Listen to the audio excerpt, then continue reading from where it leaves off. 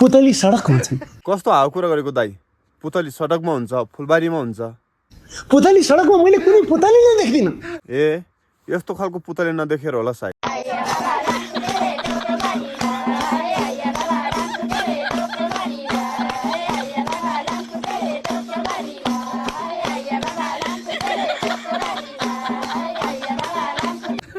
पुतली नै देखिनँ मैले। किन देख्नु भएन पुतली? हेर्नको लागि आँखा पनि हुनु पर्यो नि। यस्तो खालको पुतली भएपछि आज त नुहाउनलाई छस् त। तिमी जस्तो हो त महिना दिनमा नुहाउने। कस्तो कुरा गर्नुहुन्छ बाजे? तपाईँ जस्तो हो त महिना पुगेपछि नुहाउने। मेरो त 28-29 दिन भयो कि जिउ चिलाइहाल्छ। आजकल तिमी जस्तो राम्रो केटी नै पाइँदैन। हाम्री आमा त स्याम्पल पिसै हो नि। कहाँ भेटेछन् कुनै हाम्रा बाले? त्यसको असर मलाई समेत परिरहेछ यहाँ। फेरि बिहाको कुरा ननिकाल है आमा। कस्तो दाइ तपाईँ? बिहे गर्ने उमेरमा बिहेको कुरा नगरी के बाको कुरा गर्ने त? तिमीले बासँग चाँडै बिहा गरेर के पायो भन त? तलाई पाइन तलाई। तिमीले हात दिनु सिकायौ। अब म यो ब्यानर कसरी च्यात्ने त्यो सिकाउँछु। ल हेरौँ त। Excuse me. नेपालीमा भन, अंग्रेजी बुझ्दिन। ल दिदी तपाईँ राजालाई फोन लगाउनु त।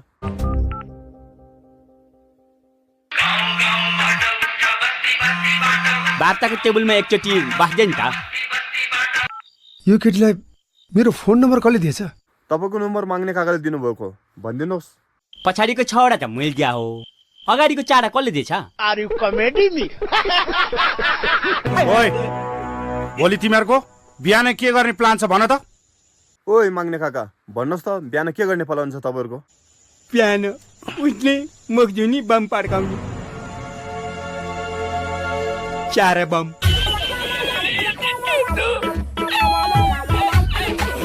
पानी त आउँछ। पानी आउँछ मात्रै भन्ने, जनतालाई झुटो आशा देखाउने। कहिले आउँछ पानी? ल भनिदिनुहोस् न माग्ने काका तपाईँ पनि। कहिले आउँछ? मरेपछि। आज मर्यो कान्छ, भोलि पानी खान्छ। प्लिज मलाई हेल्प गर्नु। बस। Thank you.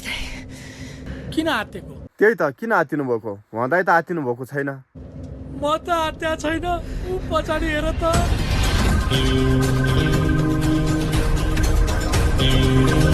यसका साथै रेडियो नेपालको बिहानको सम्पूर्ण प्रसारण यही सकिन्छ। जय नेपाल।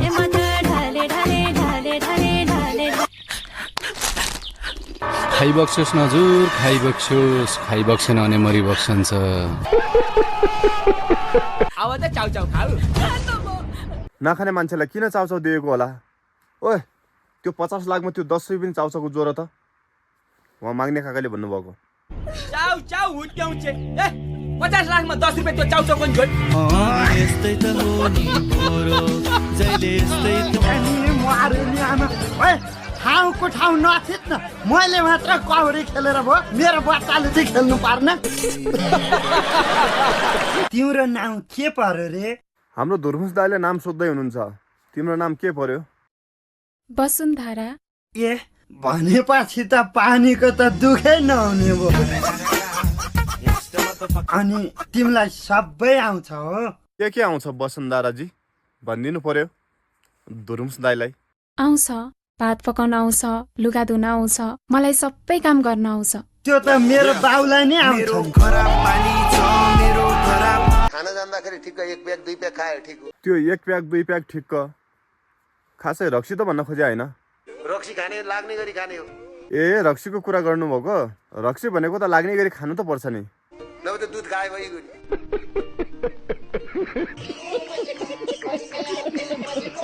के हो कुरा त एकदम ठिक हो। ओके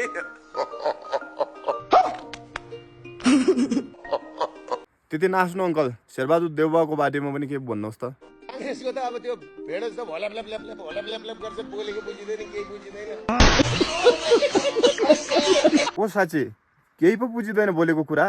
बोली उहाँ हेर्नु भएन, होल्याप गरेको हुन्छ। नेपालमै मरेको लाउँछु भन्नुहुन्छ। नेपालमा धागो पनि भन्दैन, के घन्टाको लाउनु।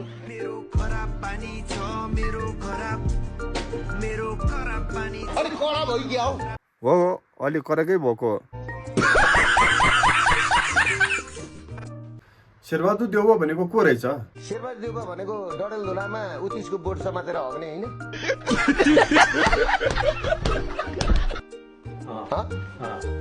कुन हैसियतको मान्छे हो? कुन हैसियतको मान्छे हो तपाईँ भन्नु न? शेरबहादुर देउवा पनि यो भाइ जस्तै गाँजा साँझा फुक्ने काम गर्नुहुन्थ्यो रे। 7 वर्षको उमेरमा जाँड रक्सी चुरोट खैनी गुड्गा मधु पराग सराक गाँजा साँझा डेन सेन जम्मै फुकिन्थ्यो। तपाईँ चाहिँ के गर्नुहुन्छ नि? राम्रो काम गर्ने हो, बियर खाने खान मन लाग्छ। चोर्ने होइन, डाका गर्ने होइन, भ्रष्ट गर्ने होइन, देशको सम्पत्ति लुट्ने होइन। केपी ओलीको त सबै काम गर्यो भन्नुहुन्छ त, अहिलेसम्म नगरेको काम चाहिँ के रहेछ नि? केपी ओलीको नि तेल लाउन मात्रै सकिनँ क्या मैले तल। ए हो र? होइन होला। सबै गरे। केपी ओली कस्तो मान्छे हो? केपी ओली भनेको यस्तो क्रूर अपराधी हो नि। पहिला चाहिँ तपाईँले भन्नुभएको थियो को एकदम दुर्गम ठाउँको मान्छे आएर यहाँ प्रधानमन्त्री अर्थमन्त्री बनाएको छ भन्नुहुन्थ्यो। को रहेछन्? रोल्पाको मास्टर आएर अर्थमन्त्री बनाएको छ। डडेलधुरामा नि भिरमा हग्ने मान्छे आएर चाहिँ प्रधानमन्त्री बनाएको छ। हिजोदेखि त पुलिससँग पनि अचम्म लागेर आयो क्या। फेरि किन अचम्म लाग्यो पुलिससँग? पुलिस पनि एमाले हुँदो रहेछ हौ। देशको पुलिस काङ्ग्रेस,